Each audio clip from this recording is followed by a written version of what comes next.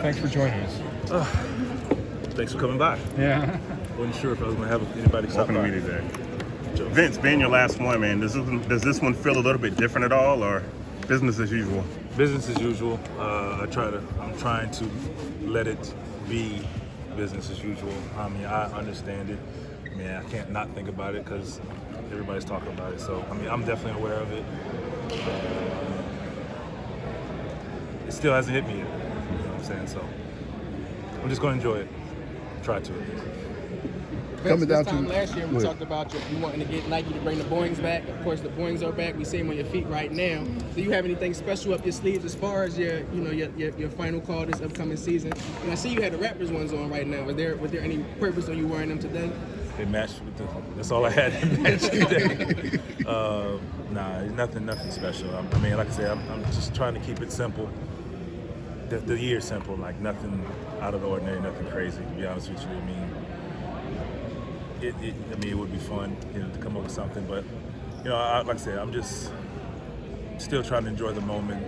But there's nothing behind it. Okay. Nice try though. Don't do that to me. we were all waiting to see, when it was going to happen. We all figured you were going to come back, but I was waiting too. It was a waiting game. I had to, wait my turn. I understand how it goes, where it's just a pecking order, and I knew it's going to come down to the wire for me as far as just where I would end up. So I just had to be patient, and it all worked out.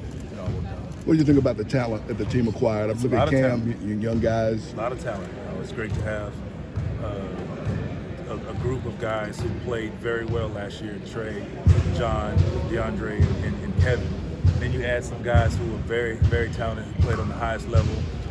Yes, they went to very good colleges, but they played at the highest level. I mean, deep into the tournament. So they have a lot of basketball experience, and their willingness to learn is second to none. So I like being around guys who are like that, and they stepped in here day one. Once I walked in, these guys were just working at it, asking questions, and that's what you want to see from your young guys. Trey's being asked to take on a lot of leadership at the age of 21. Back when you're 21, you're just getting in the league. Then how much of that was thrust upon you? And how difficult is that for someone that age? It's a different ball game now. Just these young guys come in a little more experienced, seen a lot more, been through a lot more than us. I mean, there's no social media, so it's not.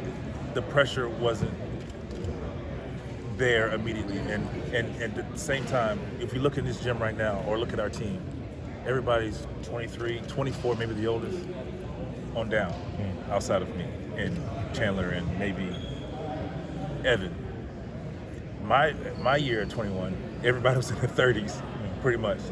Oakley, D Brown. I mean, all the guys. So it's a little different situation. And he at 21, I'm coming into my first year. He's already experienced and had a lot of experience, and he's not going to be alone. So I think for him, yes, you throw him into that situation now. As he continues to mature, he becomes more comfortable in that position. So why not throw him out there and, hey, this is your team, lead it.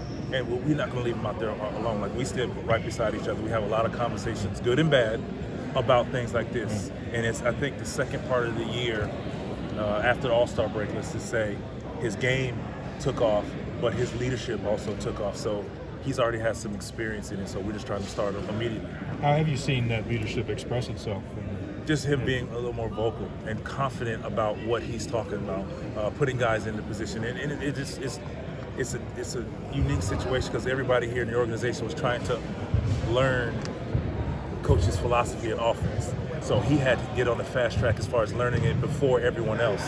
And now I think it's the second year. He knows what's expected. He knows how the offense is run.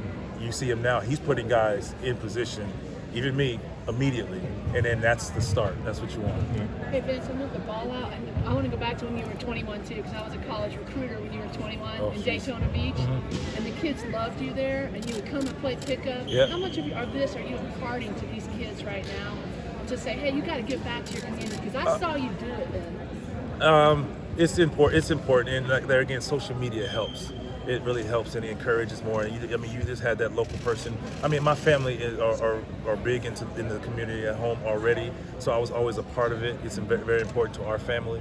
One of the first things I did as a 21-year-old was started my foundation, because that's what I wanted to do, help give back to kids and all that. And we still do it today, and it's really benefited a lot of kids, and we've seen a lot of kids grow to be their own professionals. So for these young guys here, I just say, hey, do it at your own pace.